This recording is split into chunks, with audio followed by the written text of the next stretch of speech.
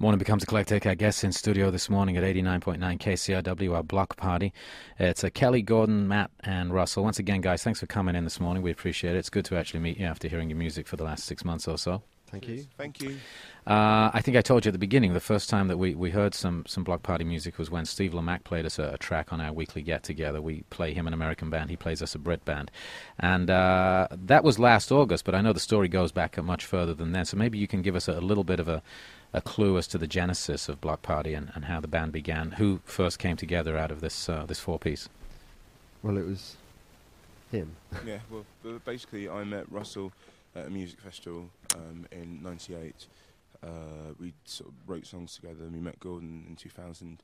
We met Matt in 2003, so we've been going for about, in some form we've been going since '98. So what's that? 7 years. 7 years or so, yeah. When did you first start recording stuff? Did you sort of demo almost straight away, or what was the evolution of writing and recording songs together? Well, we kind of sort of, initially it was just sort of songs that Russell and I wrote between ourselves, sort of on the guitar, sort of just, sort of classic rock songs or something. Well, I should point out that Kelly's talking right now, who sings and plays guitar, and then the other guitarist is Russell. So you guys started writing stuff together. Yeah, and then we'd show it, and then, and then sort of we'd show the stuff to Gordon, and he'd sort of add stuff. But it was only really when Matt joined that the kind of songwriting process opened up, really. Were you playing out pretty much straight away? Sorry? Were you playing gigs pretty much straight away? Or was this sort of bedroom, garage? The thing is, we had loads of drummers, and it's always hard to pin that drummer down, isn't it? Yeah. So even now, we were basically like struggling on for like 2 years playing with drummers that just weren't working at all, and who didn't seem to really want to be there either, So we did demo stuff with some other drummers, but and we were gigging as well. But it was really, it all kind of fell into place with Matt. Now, can you tell us about the music that turned you guys on before you started writing your own music, the music that you guys were listening to when you were younger? Well, I think we all have pretty different sorts of tastes. I guess kind of the common thread is that we kind of, we all sort of grew up on indie rock, really. Right. It's indie rock and roll for me. Bands like what?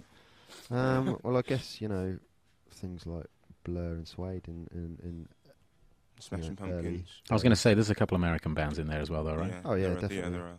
But I think as we grew older, we kind of our taste grew apart. Yeah. What's that, Matt? Grew apart.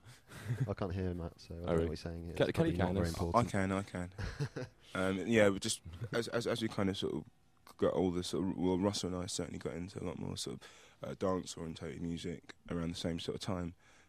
And that's something we try to sort of feed back into what we're doing.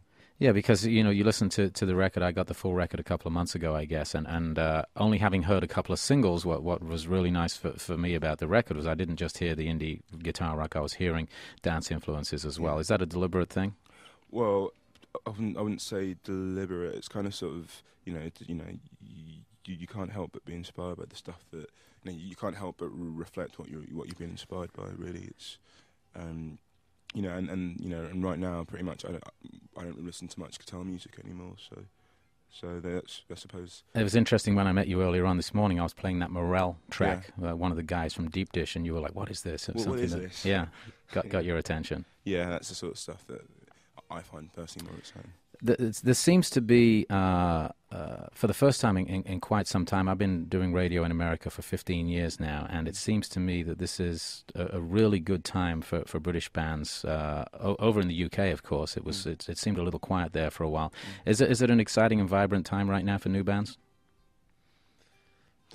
Do you get a sense of that at all? Or? Yeah, I think that sort of, we've been sort of, I think the success that we've had sort of, internationally sort of is testament to that people seem to be taking British music a lot more seriously. More people going to gigs in the UK than there were the last few years, certainly. Well, I know that you just kicked off this first US tour. I think you were here, somebody was telling me back in last October in LA, and I vaguely seem to remember we tried to get you on at that time, but for one reason or another it didn't happen. But the album is out now. It's called Silent Alarm. It's out today. And this is your first proper tour. You just sort of kicked it off in Texas a couple of days ago. Yeah. And you're going to be back a couple of times this year, I believe. Yeah, we're going to be back a fair few times. Good.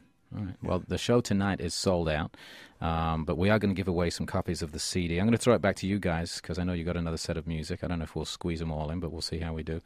It's Block Party on More and It Becomes Eclectic. Cheers. Thank you.